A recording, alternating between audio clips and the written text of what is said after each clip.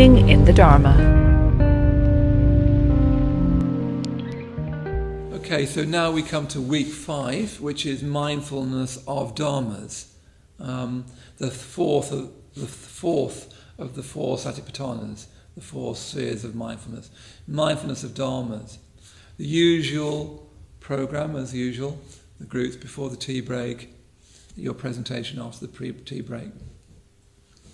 I mean, how I translate dharmas, in this context at least, you can translate dharmas in lots of different ways, from the specific practices that you're taking up, what dharma do you teach, to the nature of reality itself, dharma as it were with a capital D. But at this point in the course, I'm emphasizing looking at your experience in the light of what you've learned. Yeah? Looking at your experience in the light of what you've learned. What teaching, and you don't need to worry about that word teaching too much. I'm not thinking too much about canonical texts here.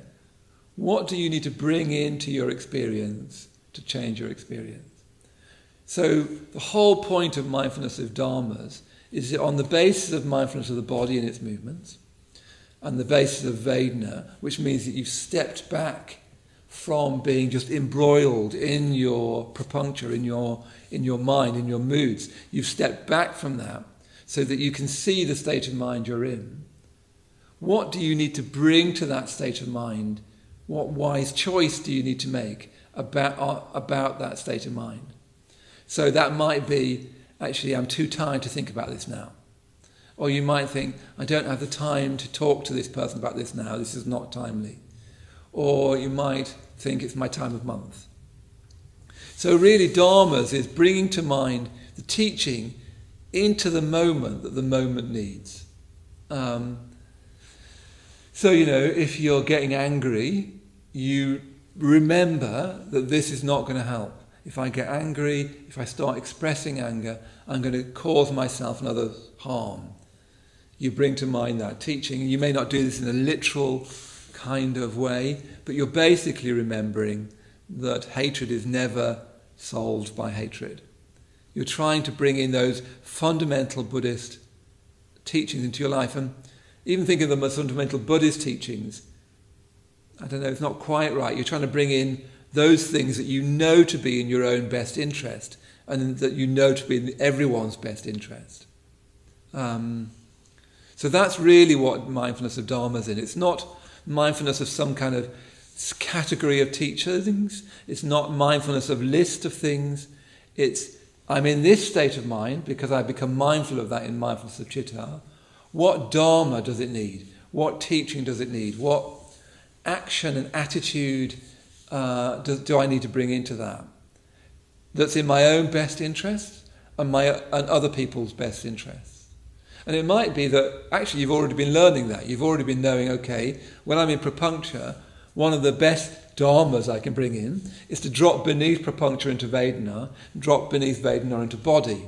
Because I can't allow myself just to get pulled away in this terrible kind of spreading out of the mind. So that's a dharma that you're learning there. All the things you've been learning already are dharmas. Here's a kind of dharma to work with this kind of experience. And you see that it's only when dharma and experience touch that you get the dharma in a sense. Otherwise you end up with the dharma as some sort of thing that you read about and talk about and pontificate about, and experience as something that just goes its own way. What you're trying to help people do in this week is bring dharma and experience together. And dharma means all of those actions, attitudes, decisions, tendencies, which are in your own best interest and which are in the best interest of those around you, and eventually in the best interest of all around you. Of course, the thing that's in your own fully best interest is enlightenment itself. But at least you know on the way to that, you've got metta is always in your own best interest, honesty, and so on.